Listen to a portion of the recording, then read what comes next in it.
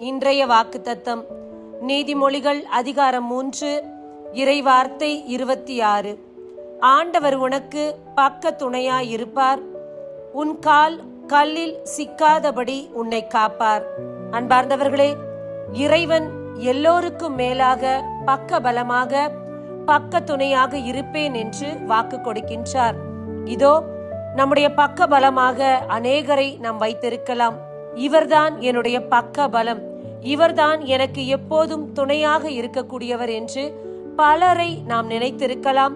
ஆனால் இன்றைக்கு ஆண்டவர் சொல்லுகின்றார், நான் உனக்கு பக்க துணையாக இருப்பேன் என்று. உன்னுடைய கால்கள் தெரிந்தோ தெரியாமலோ எந்த இடத்திலும் சிக்காதபடி உன்னை நான் காப்பேன் என்று வாக்கு கொடுக்கின்றார்.